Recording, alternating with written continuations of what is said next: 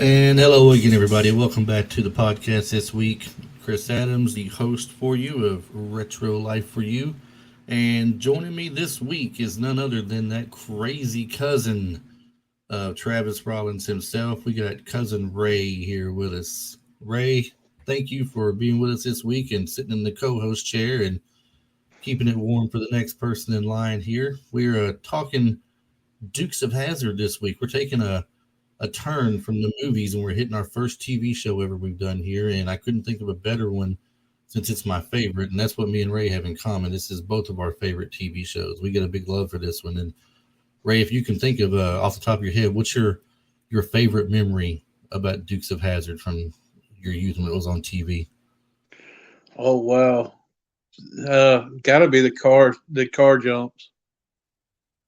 The car jumps were outstanding. There were so many of them. And they were amazing as well. I mean, every show almost there was a jump, I think, involved in there.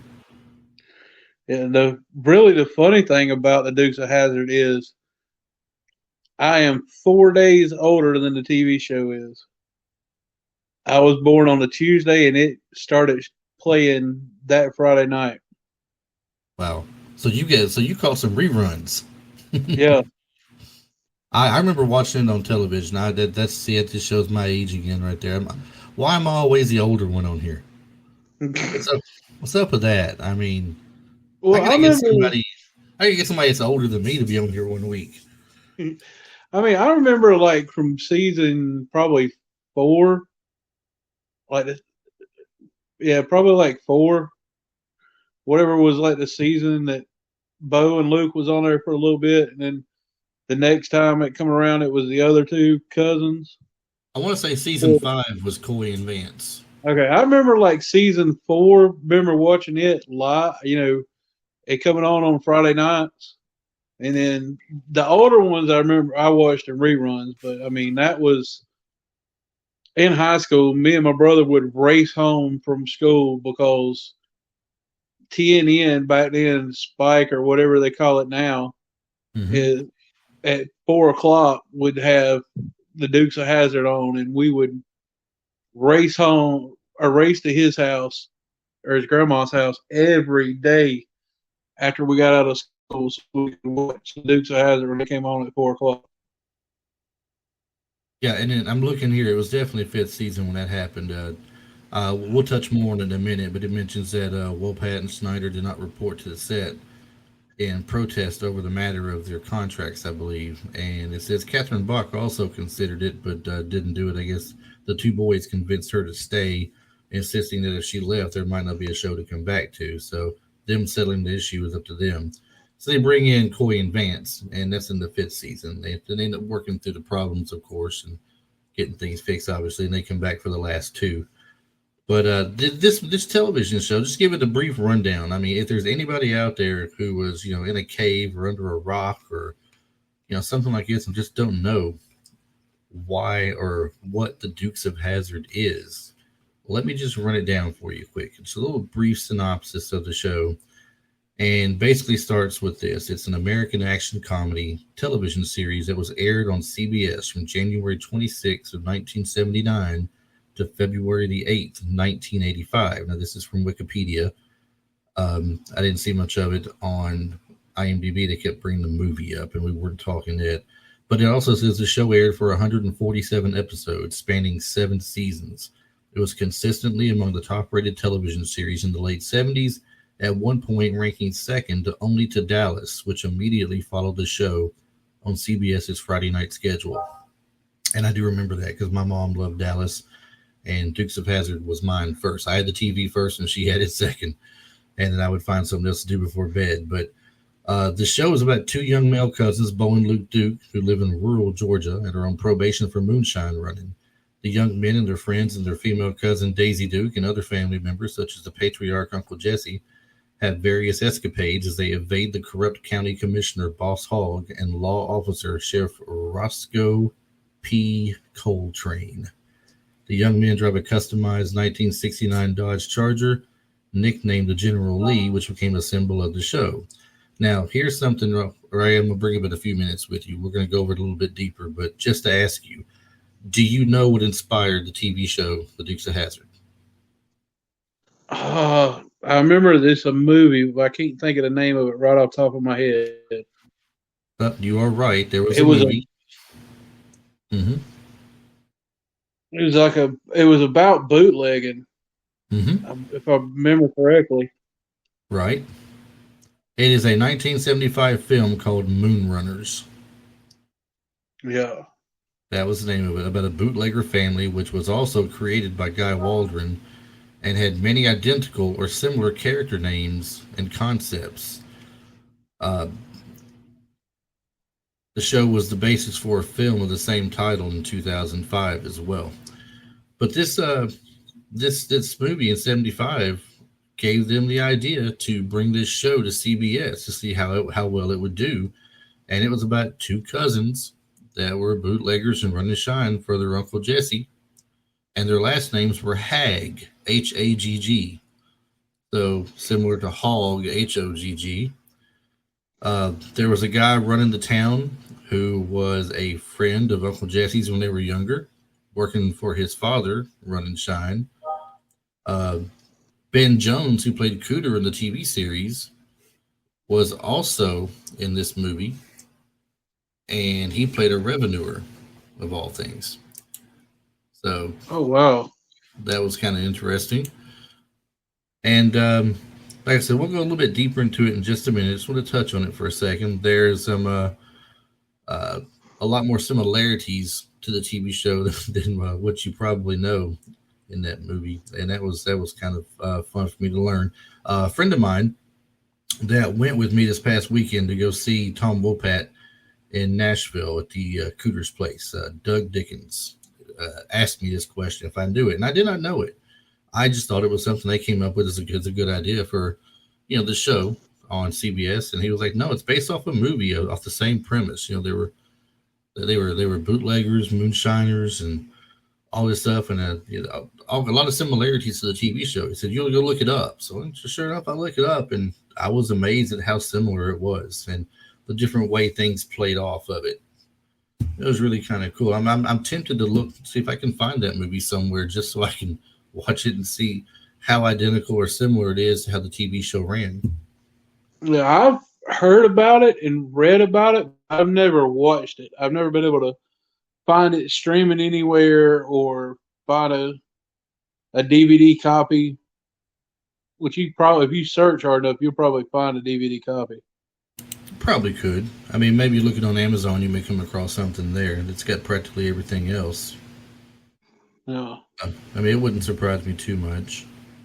And also, too, I know I read a thing where they were talking about it that also the whole thing with the CB radios and the like Smoking the Bandit and Convoy and movies like that had a big to do with the CB radios. They also wanted to intertwine all that because I guess it was huge to have a CB radio in your car in the late 70s, early 80s. I think it was. I mean, it was a method of communication while you were on the go for one. Yeah. So that was cool right there with its own. It's not like we had cell phones at that time. We could carry around and stick in our pocket, and if there was a cell phone in, it was probably big enough to be a brick and knock somebody out. I think at best you might have had bag phones available, and I don't know if they were available at that time frame or not. I don't even think they were. Yeah, I'd have to look that up and see when the bag phone first came out that you could carry around in the car or had a car phone installed in the car. I really don't remember. I think it was Dallas, maybe the first time I remember seeing a car phone. And it actually looked like a phone that you would actually have like hanging up in your kitchen on the wall with that style headset and the cord to it and all that good stuff. It wasn't even a cordless phone. It was like a regular phone in your car.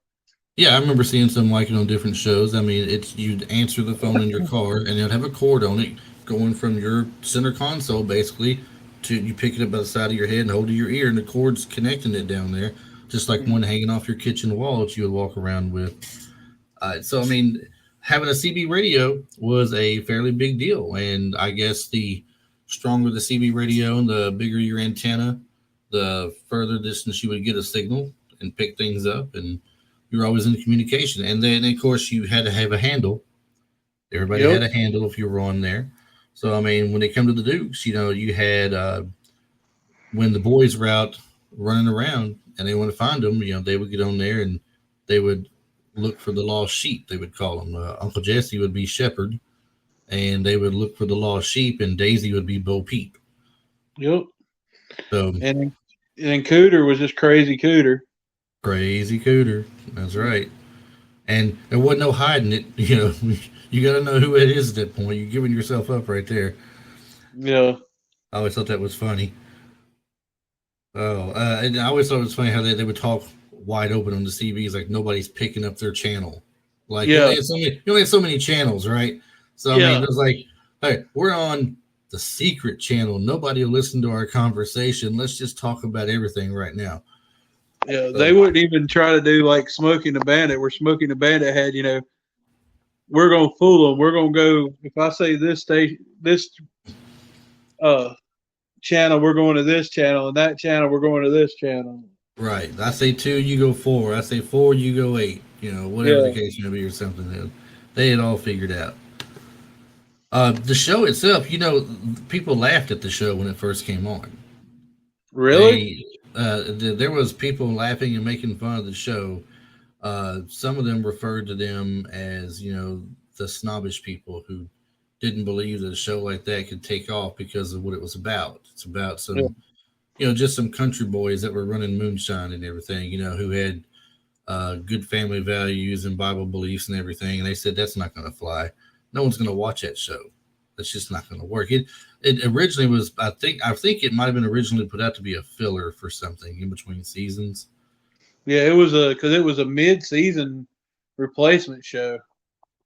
Yeah, and it ended up taking off, and people loved it, and they ordered more, more episodes to be done, more seasons. The first 4 or 5 episodes were filmed somewhere in Georgia outside of Atlanta, and so there's a lot of people who think that they can go out and find these areas today still where the show might have been, taped and recorded, but you're not going to find it looking the same by any means. Things have changed. A lot of these places that might have been older roads or maybe even some of them dirt roads, a lot of them might be paved over by now and everything. It's not like you're going to drive around and like you're the General Lee driving to the back roads, hanging them curves and everything, drifting and such.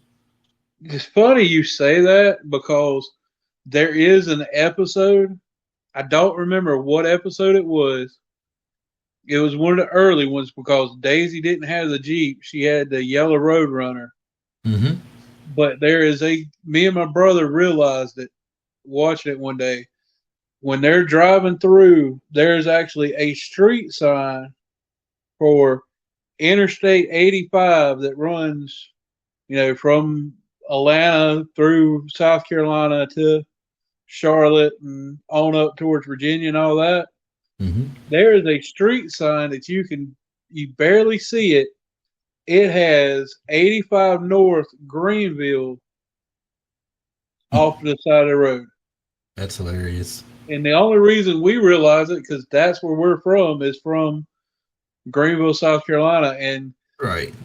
That's where it is. So we just happen to see that and we're like, holy cow, that was actually closer to here than what we thought it was.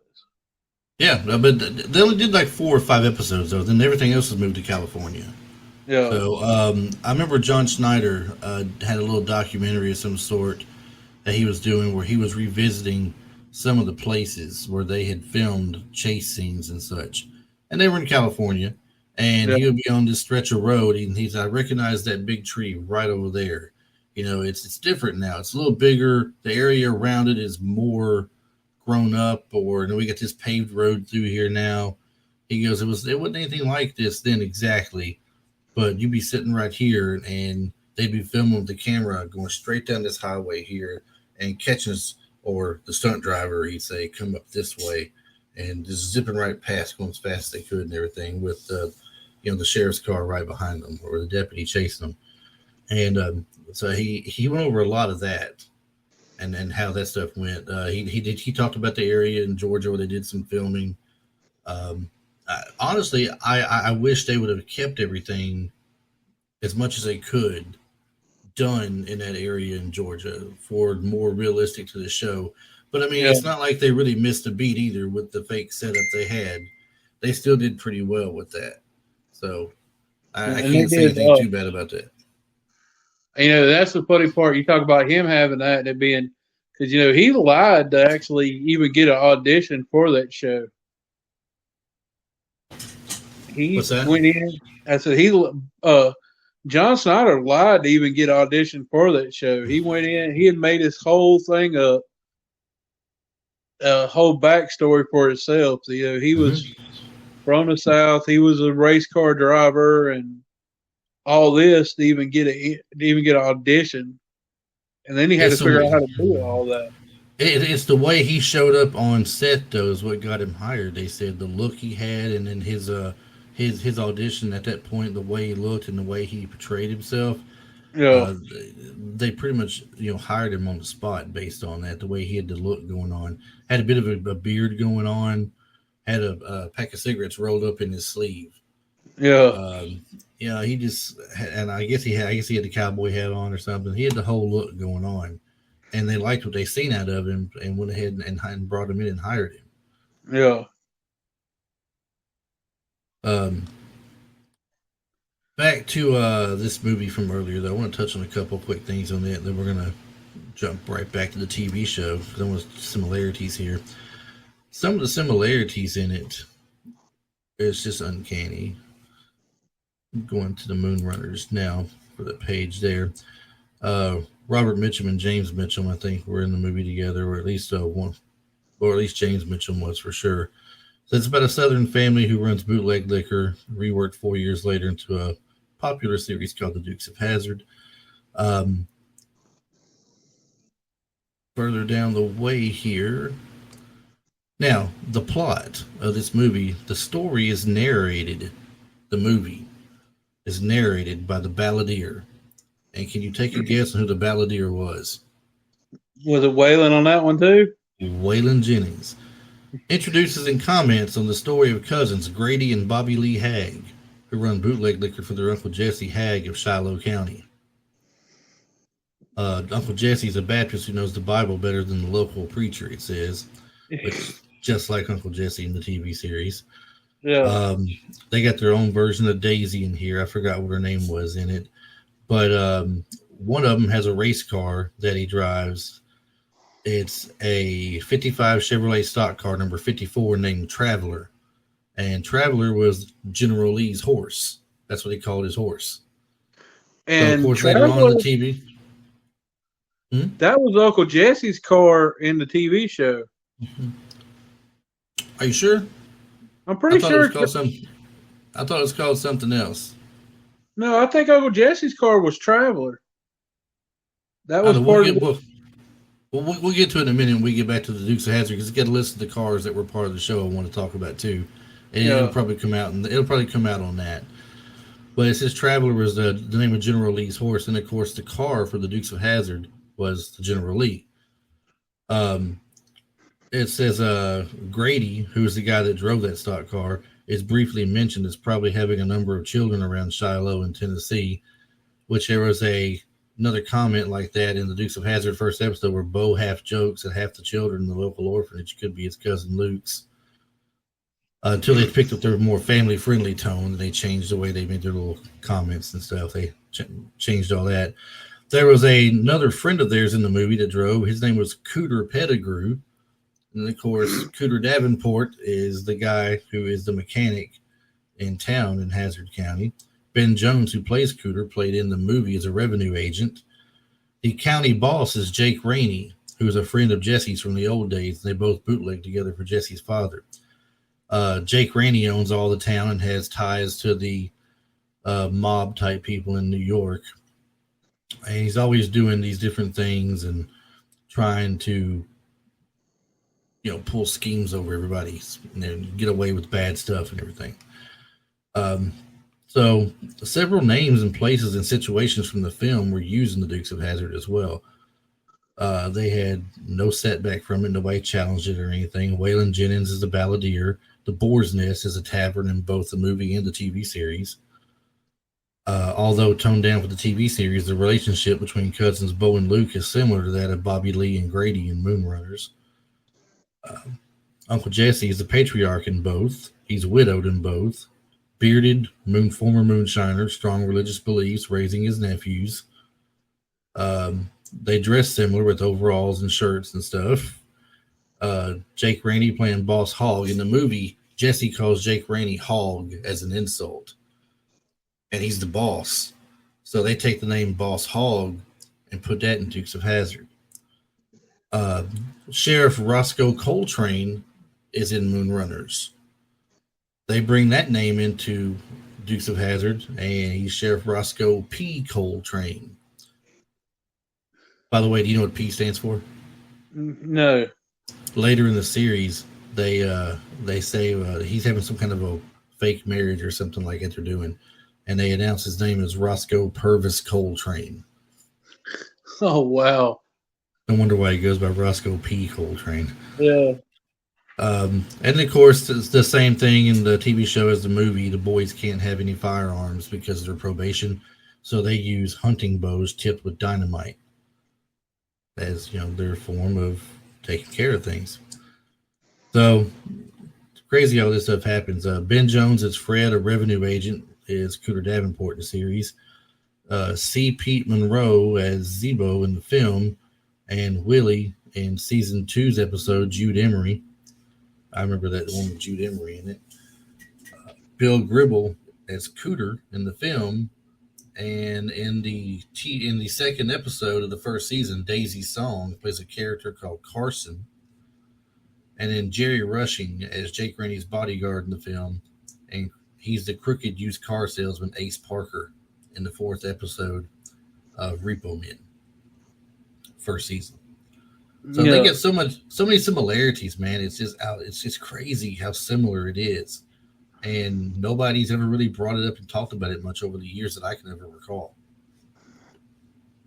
Yeah, it's just crazy. I mean, they change as little as possible to make it work.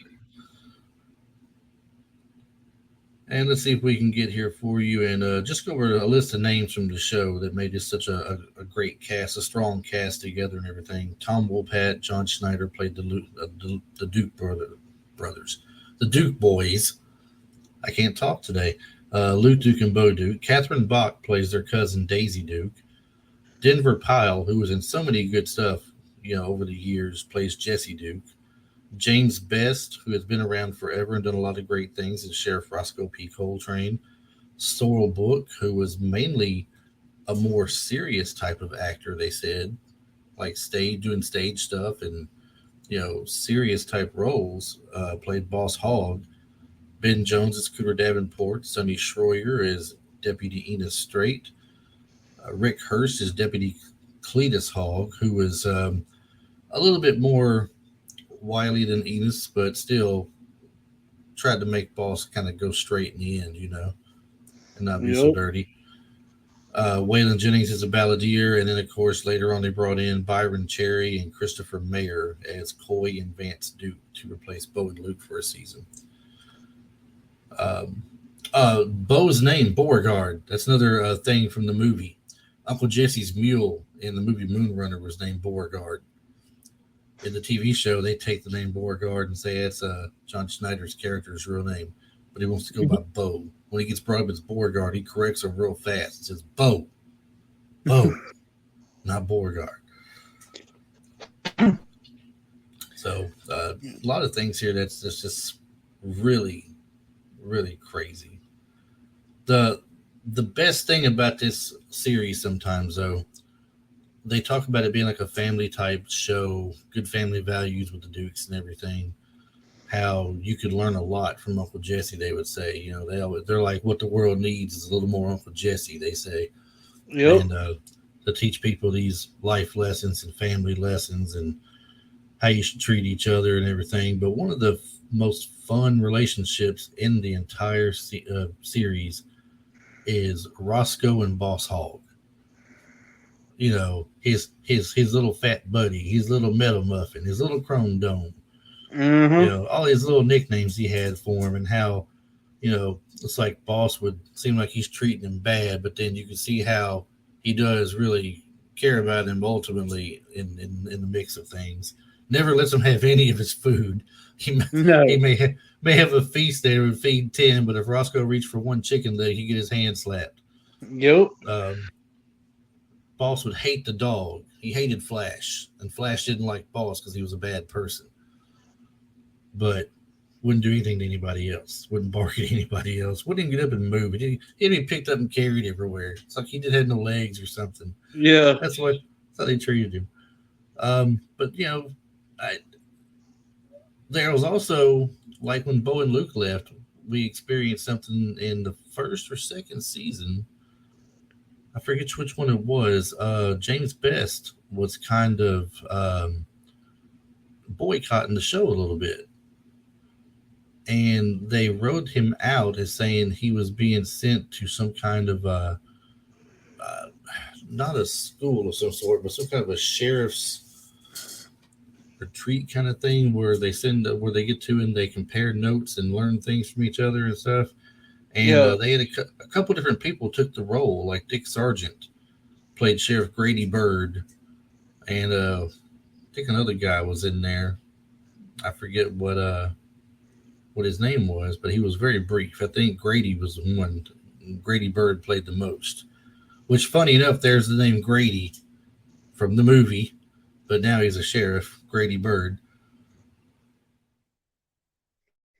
What was the sheriff from the other county? The one at the boys. Sheriff Little. Yes. Sheriff Little, always wanting them Duke boys. They come through his county, he was ready. Yeah. But he would get Roscoe and Boss too.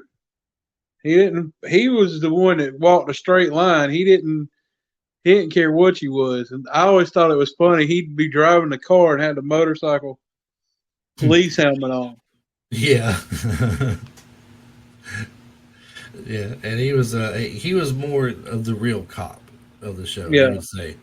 Roscoe was actually, voted in sheriff, but there was always illegal speed traps set up and, false things they were doing to look like they were, getting the Duke boys for something or just anybody else for tickets for revenue and stuff.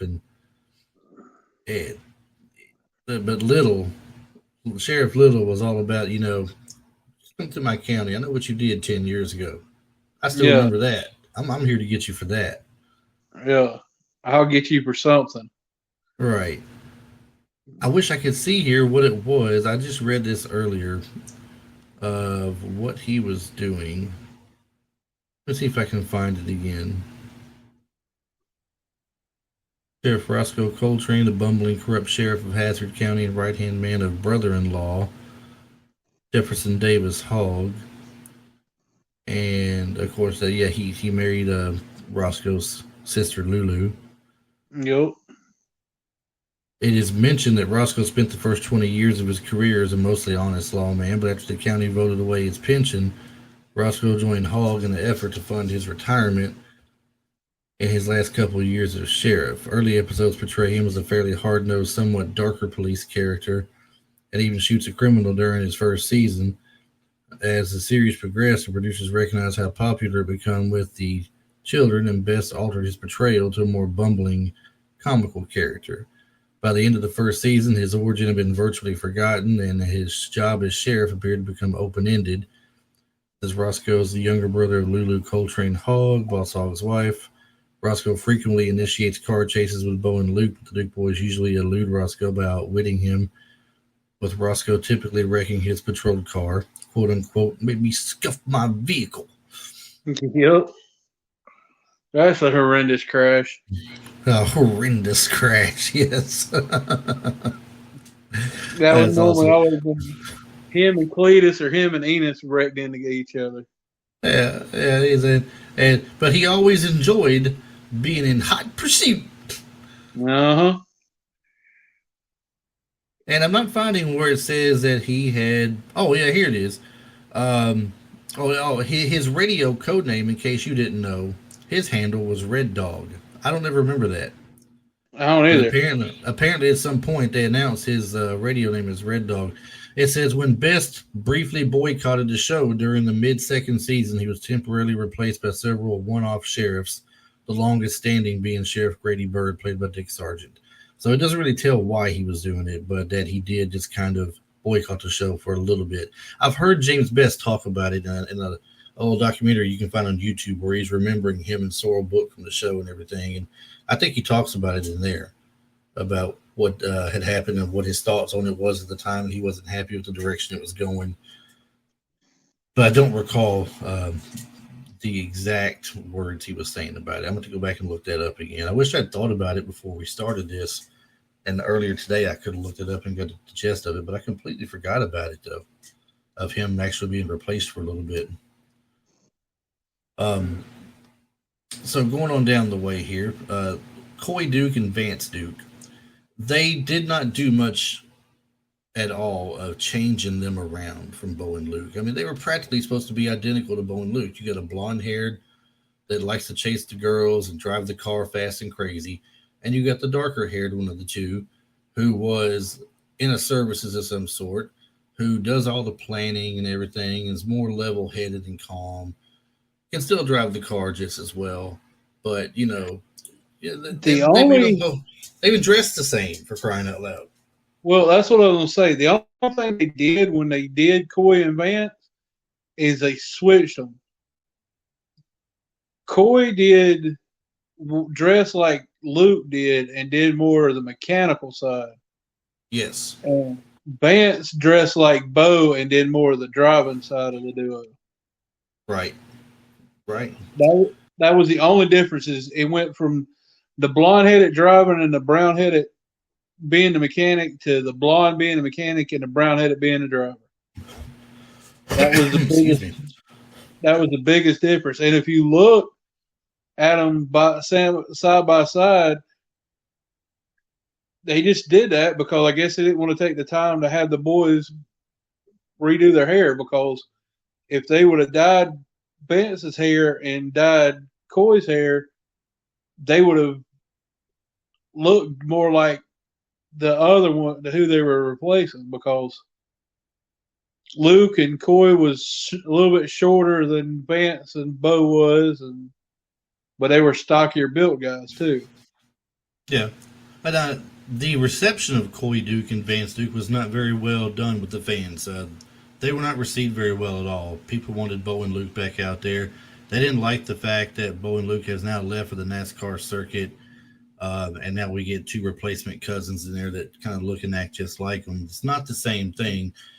Maybe if they had made the cousins a little more different, it would have helped some. But ultimately, a lot of people are glad that it didn't, because that helped CBS see when the ratings were declining that they needed Tom Wopat and John Schneider back, and they brought them back in.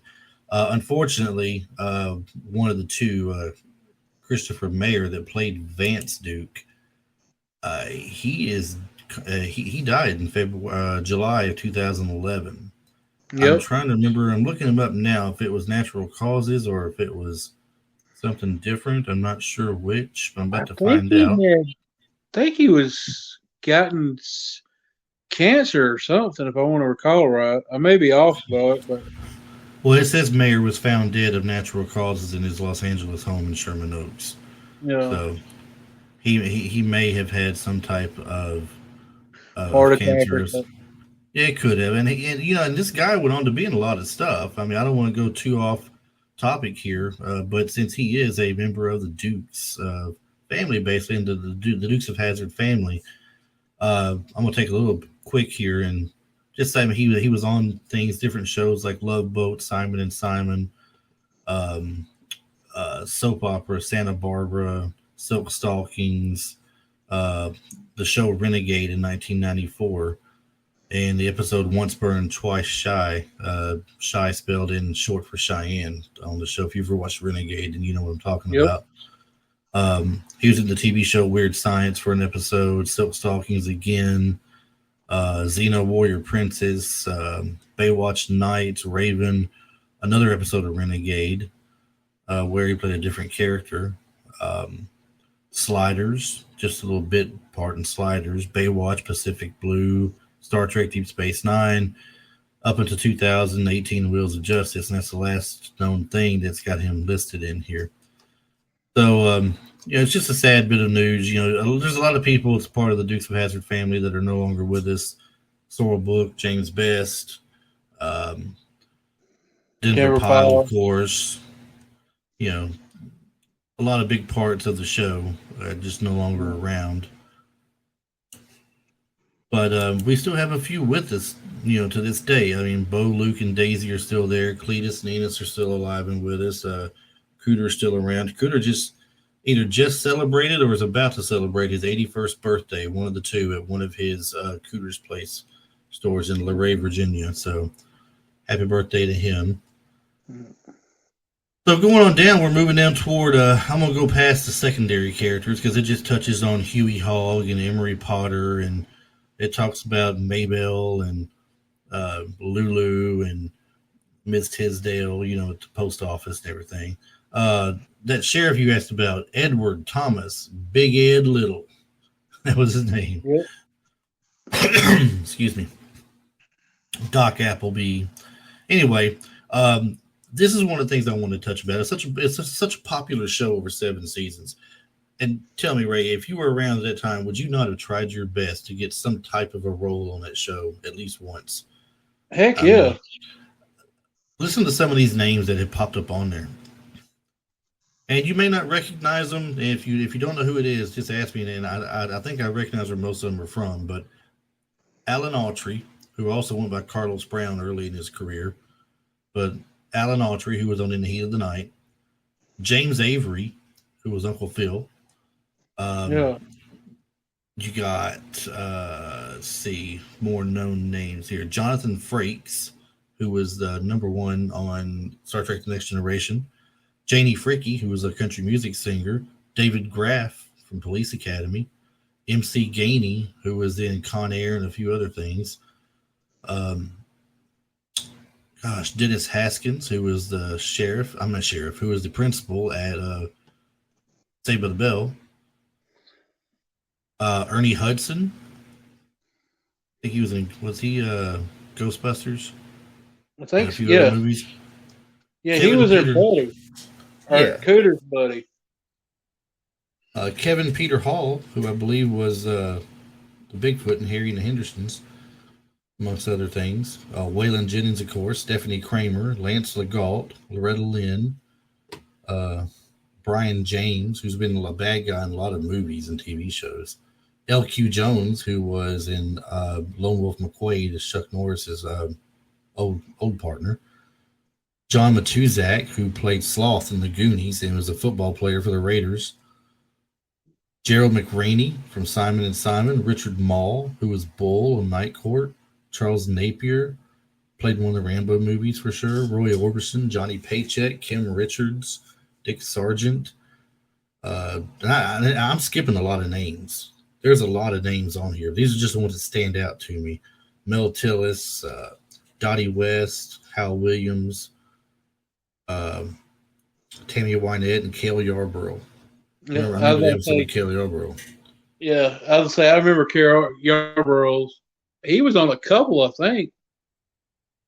They had some kind of a race he had to go to. Terry Labonte makes a brief uncredited appearance as a crewman in the member Undercover Dukes Part 1. It says on here as well. So then they had the famous Celebrity Speed Trap. I love these episodes. Boss and Roscoe get that speed trap because there's this one road where all the celebrities have to go through to get to Nashville to come when they go on the road down south. They got to come back through there to get to Nashville. So it's the easiest way without going a real long way around. So they set up a speed trap for them, and they always get them to perform at the Boar's Nest to tear up their tickets. Yep. And they would charge a cover. I remember them having charging a cover fee for people to come in and see them. Right. There'd be a cover fee.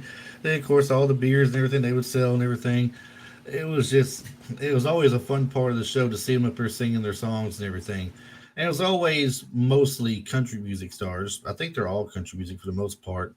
But Yeah. just a few of the names: Mickey Gilley, Loretta Lynn, Hoyt Axton, Donnie, Donna Fargo, Freddie Fender, the Oak Ridge Boys twice, Roy Orbison, Buck Owens, Johnny Paycheck was my favorite one. He gets on there Yeah. and does take this job and shove it, and every time he says he's looking at Boss Hogg, and Sorrel Book plays it off so well, like he's offended because he's telling him to take this and shove it. Yeah. And every time he does it, you hear the Duke boys laughing in the background and everything in it.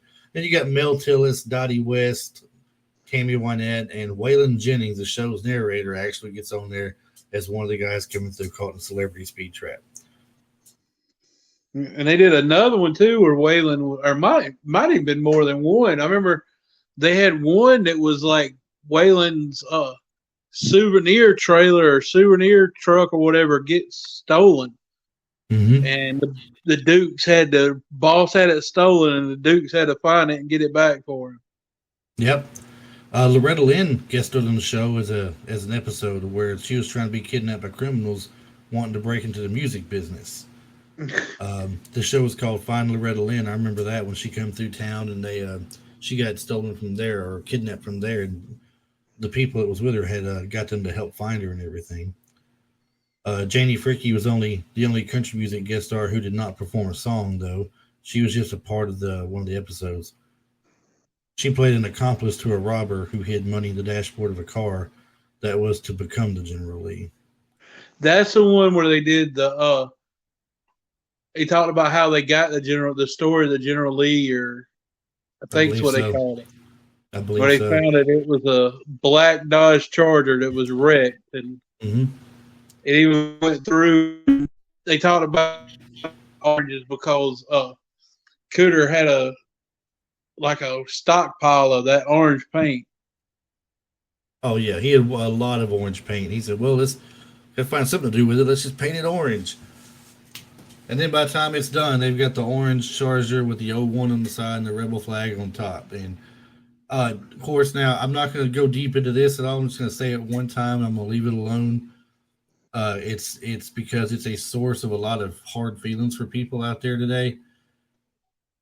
A lot of people take offense that the Rebel flag was on top of the car. When the show was out, it was a different day and different time than what it is today. And nobody was ever offended that that show was on television. Nobody was offended that they drove the car. Nobody was offended by the flag on the car. It was just a wholesome family TV show with family values, and you never seen any episodes that was directed directly toward racism or anything like that. Why they take that show and that car and the flag on the car and say that the whole show is a racist show that doesn't belong on TV is beyond me. There's networks losing money as we speak today. They could be playing that show and people will be watching it today. So for those of us who actually own the series, congratulations to you all. You can enjoy it whenever you want. Shame on the other people. All I can say on that. But we were talking about how Cooter had the reason it ended up with the orange paint, or he had the excess, is how it ended up being orange, for one of those stupid little trivia notes that people normally don't know that I know. The reason they went with that paint is it was actually a cheap paint to get back in the late 70s.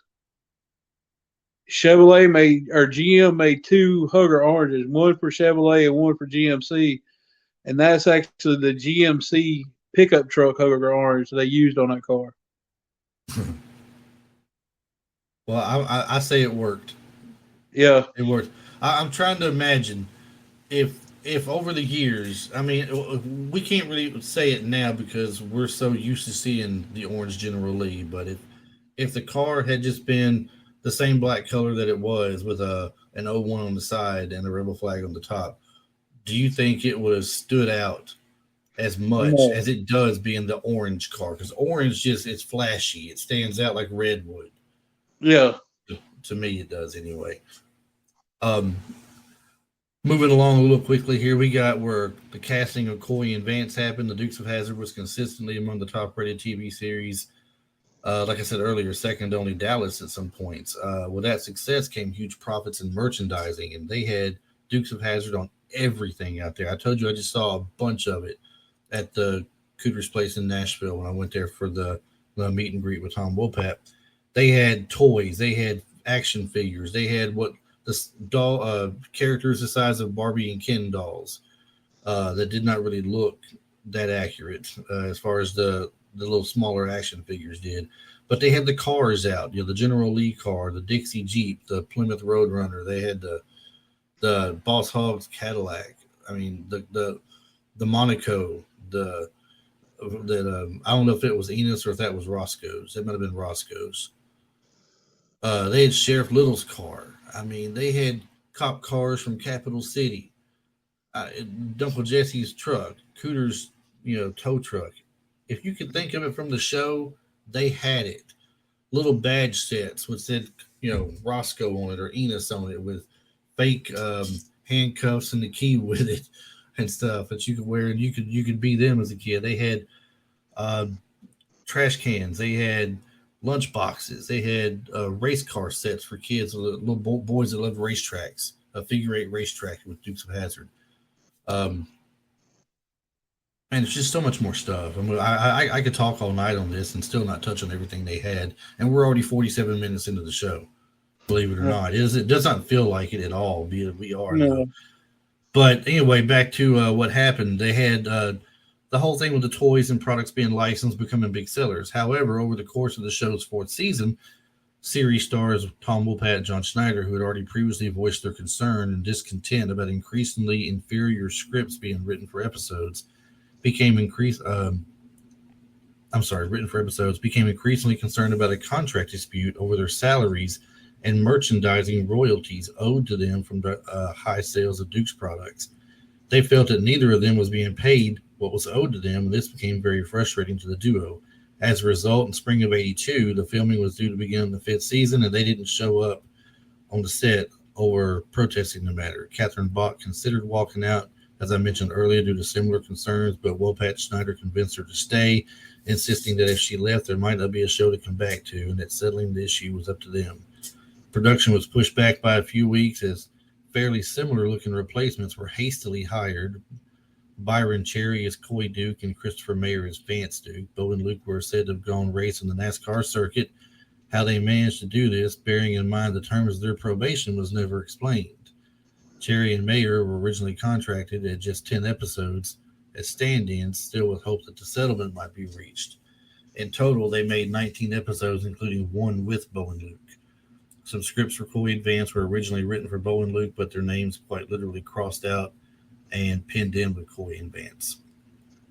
The new Dukes were previously unmentioned nephews of Uncle Jesse, who were said to have left the farm in '76 before the show had started, were unpopular with the great majority of viewers, and the ratings immediately sank. Much of the criticism was that Coy and Vance were nothing but direct clones of Bo and Luke. That's what I was talking about earlier, trying to be a carbon copy replacement of them. That's what really aggravated people. And this was something that even the show creator, Guy Waldron, said was wrong, and he insisted unsuccessfully that audiences would not accept direct clones and the two replacements should be taken to a different direction character-wise. But they did do it, and I just mentioned that earlier. Maybe if they'd made them a little bit different to where they weren't trying to make them sing just like Bo and Luke, maybe it would have been different. People would have received them differently, and they may have finished off the series, with these two guys. Yeah. Which is good they didn't, because then we never got Bo and Luke back. Right, and I'm glad that they came back. I mean, I like those two playing the roles. You were always better off with the originals. You always want to see the originals stay. Yeah. It's never fun having to get someone new to learn to like.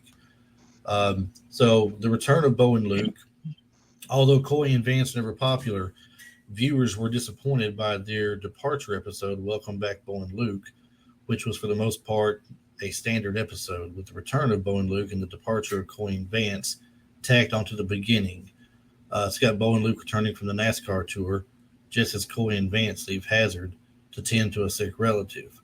More than a few viewers commented they were disappointed by this, that they would have liked to see both pairs of Dukes team up to tackle a particularly dastardly plot by Boss Hogg, before their departure. Now, that would have been cool to see. But, we all know it didn't happen. Yeah, A lot of things didn't happen. Yeah, it was pretty much just, Bo and Luke's back. Okay, let's pack our stuff and get out of here. That's all they pretty much did. So. Yeah, and then it says with Wolpat and Snyder's return, the producers agreed to try a wider scope of storylines. However, although it continued for 2 more seasons, the show never fully returned to its former glory. Many cast members, such as Tom Wolpat, decried the miniature car effects newly incorporated to depict increasingly absurd General Lee and patrol car stunts. If you remember, they went from jumping actual cars to the little miniatures on set, making it look like it was the actual cars and such. Mm-hmm. So a little Hollywood trickery there. And they say it never was taken as well based on that, and the fans could tell the difference in it. But, it had to do with the budget. The miniature car effects were intended as a budget-saving measure because I guess they gave them more money to come back, and they made cuts in other places. You can tell because when they're actually using the real cars, when the car lands, you can see the cars destroyed. Oh, yeah. And then the next scene is fine, but if you watch it close enough, you can see the cars destroyed when they land. Yeah. John Schneider called out the exact number of cars. I don't remember what it was now, but they're saying here the show estimated to have gone through 250 to 355 cars during the filming. And that's just the Dodge Chargers. Yeah. That's not including the Plymouth Furies and Dodge whatevers because they started out, Roscoe had a different car than Enos, and then eventually got where they were both driving the Dodge or the Plymouth Fury police cars. Yeah. And they would go through probably 4 or 5 of those at least an episode. Yep. And here's where it starts talking about some of the cars now. Go a little bit deeper into it here.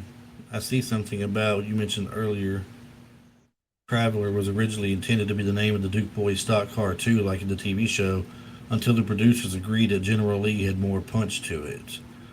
So they didn't go with that based on it. Let's see if we go a little further down here.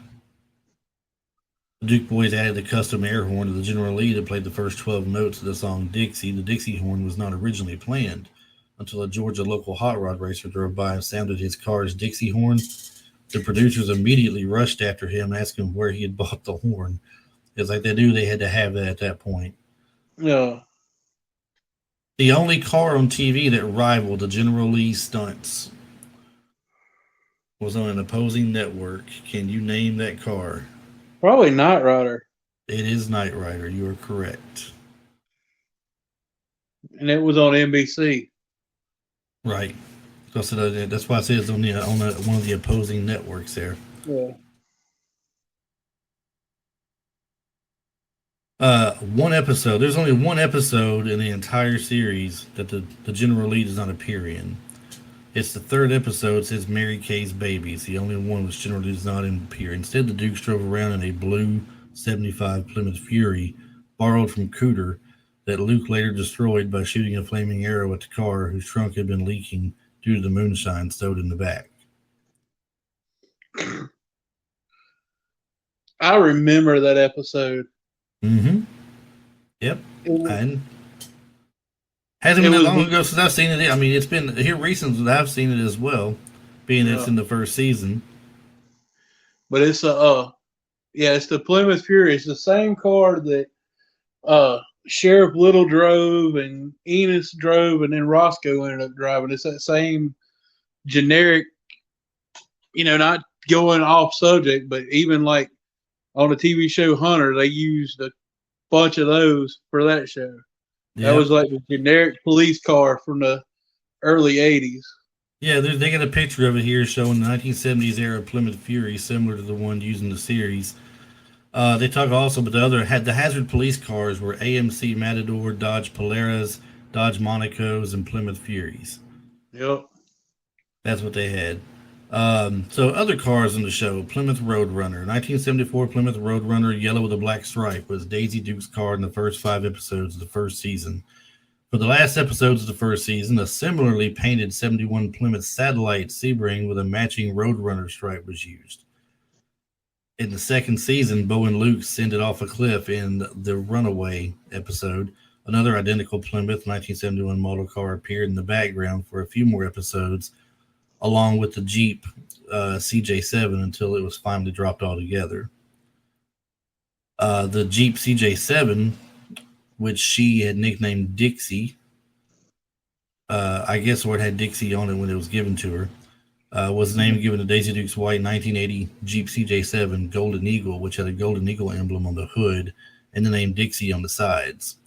Like other vehicles on the show, there was actually more than one Jeep used throughout the series. So, Yeah, it had the it had a string of daisies run through where it said Dixie.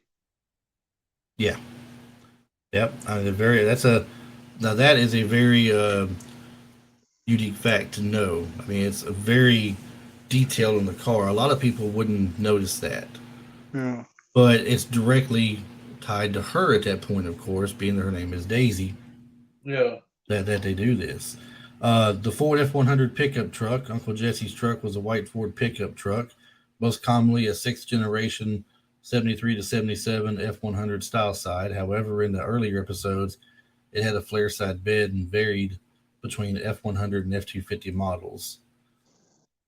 The Cadillac DeVille, a 1970 Cadillac DeVille convertible, was Boss Hogg's car. Had bull horns on the hood ornament. Always driven by his chauffeur. Yep. I always thought that was the goofiest looking car that I'd ever seen. Ford Custom 500, a green and blacked out 1971 Ford Custom 500 sedan. This was Jesse's car. Black Yeah. Tilly. Okay. Yeah, it was Black Tilly. It was once used by Uncle Jesse to make moonshine runs. They used it in one of the episodes where they were going to make take the moonshine up there for the government to see about running cars on some new type of fuel. Yeah. And the way he got rid of the moonshine was he poured it all in the gas tank and ran it all out. Yeah. Now does it lit? There was one where they did like a bootleggers or they didn't call it bootlegger. They called it Ridge Runner, a Ridge Runner race, and Boss had one of them had a green Mustang, and the other one had a flat black Camaro, or maybe it was vice versa. Does it list them? I can remember it, but I don't remember, what was what at that point. Yeah, I just remember it was funny because one had a Mustang, one had a Camaro, and they were like late '60s models, both of them. But they were, well, I want to say one was green and one was black, but they were both like flat color, like they looked like they'd been sitting out in the pasture somewhere forever. All the shine was gone from them. Yeah. And of course, the theme song they brought up, performed by Waylon Jennings, the song "Good Old Boy" was written performed by Waylon Jennings. He was also the balladeer, is credited and served as narrator of the show. I believe now. I'm assuming the song was out before the TV series came out because the song itself has more than one verse to it. A lot of people think it's just the theme song of the Dukes of Hazzard, but there's an actual song where the entire part of the Dukes of Hazzard is there, followed by more guitar playing and followed by another verse. I think it came out. He actually wrote like the beginning, and then because if you listen to the other verses that goes with it, he actually talks about his mama not liking it because they only show his hands on TV. Here it is right here. The 1980, the song reached number 1 on the American country chart and peaked at 21 on Billboard Hot 100. And the second verse, it says something about they keep showing my hands and not my face on TV. Yeah. That's how the verse ends up going. Broadcast history. Here's what you were talking about earlier. The series originally broadcast in America on CBS Friday nights at 9 p.m. and later 8 p.m., preceded by Dallas. Until TNN, the national network, was purchased by Viacom, it aired reruns of the Dukes of Hazzard. Some months after the creation of the national network changed to Spike TV, the program was absent from much of the television for quite some time. So that was the beginning of the end, I guess you could say, right there. Yeah. There were different places they had on syndication, mostly like superstation channels like WGN, KTXL, WVTV in Milwaukee, KMSP in Minneapolis, St. Paul, WKBD in Detroit. Different places, different superstations would carry it for the longest time. Nationwide, the show also aired on ABC Family from 2001 to 2004, and CMT from 05 to 07, 010 to 12, and 14 and 15, and TV Land in 2015. TV Land dropped the show in the wake of protests, controversy surrounding the display of the Confederate flag, like we mentioned earlier. Yep. The Nashville Network bought the Dukes of Hazzard from Warner Brothers in '97 for well over $10 million. Not only did it improve the network's ratings, the show was also popular among younger viewers, a demographic TNN had a notorious difficulty in drawing, it says. So Yeah. they messed up. They just messed up big. Yeah. Well, Viacom, what got them really, because they were showing it. Like I said, I think they run it 2 or 3 times a day. Like, and they wouldn't like in order through the day. Like they would run like the first show in a day, they would be on one timeline, and the second showing would be on another, and if it was a third one, it was on a totally different. So the show, you wouldn't miss a show if you didn't miss a a time. It would just, you had to watch that time all the time. That way you could keep up with that, the play area they were going through. Like one would be like season 1, and then the next one would be like another season, and so forth. So they didn't play them exactly in the time frame throughout the day wasn't in order, but like day to day was week to week shows. Right. And then we had several, well, I'm not going to say several. We had a couple of spin-offs of the show. We had Enos. They did 18 episodes of Enos. What was that? I don't remember that. You don't remember the spinoff for Enos, where he goes to the big city? He leaves the show.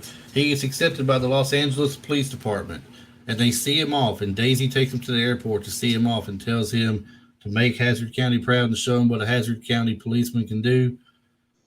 This is 1980. A spinoff named Enos aired on CBS, starring Sonny Schroyer, and lasted 18 episodes before being canceled. Look it up on Google when we get off here. You'll see what I'm talking about. They'll show some scenes from it. Sonny Schroyer's got some scenes online about it.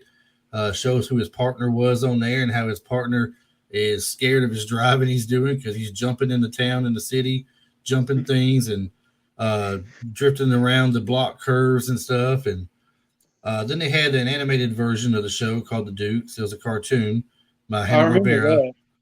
That's 1983. The first season fell under the Coy and Vance era, and then whenever Bo and Luke came back, they took over and replaced Coy and Vance in the cartoon as well. We had several video games based on the Dukes of Hazzard. The Dukes of Hazzard for ColecoVision, ZX Spectrum, and it was also planned for the Atari 2600. I don't know if they ever made it or not. The Dukes of Hazzard Racing for Home in 99. Dukes of Hazzard 2, Daisy Dukes It Out in 2000. Dukes of Hazzard Return of the General Lee in 2004. And to top it all here, to go ahead and round us out, and then we'll get ready to wind the show up since we're at an hour and 4 minutes. We have the TV movies. There were 2 made-for-TV reunion movies that aired on CBS. The Dukes of Hazzard Reunion in 1997, and The Dukes of Hazzard, Hazard in Hollywood in 2000. Do you remember seeing both of those?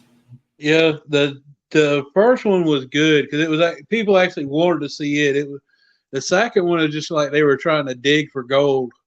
Yeah, they were kind of forcing it on everybody. It was not. I mean, you get the Bo and Luke going to an area that would have been considered not too safe for them, but they don't know a stranger. You know, Yeah. they weren't raised to know a stranger or nothing. Well, they're in a what looks like a mostly Hispanic neighborhood, and they're being stopped by these people. And I don't want to say they were a gang. I don't know if they were a gang or not. But if you ever watched Prison Break, one of the main characters in Prison Break, Amari, I can't remember his last name. He was in the Fast and Furious, Too Fast, Too Furious as well. As one of the drivers. Uh, he was in the TV movie for this one as well, and they end up helping them get what they're looking for. It had something to do with something that got stolen. They were selling for like the orphanage or something to get money for the orphanage. Yeah, like But the still, first one, I remember like because the first one came out, I was a senior in high school, mhm.